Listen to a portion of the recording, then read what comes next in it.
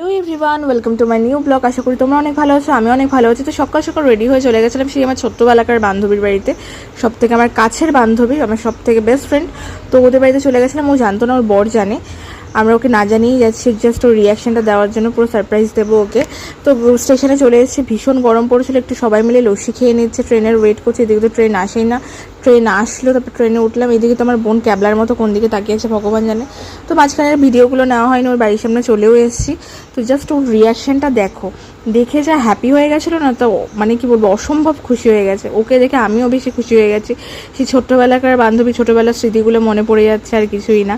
এখন বিয়ে হয়ে গেছে, যেই মেয়েটাকে ছাড়া আমি একটা সেকেন্ডও কাটাতে পারতাম না, এখন তাকে ছাড়া থাকতে হয়।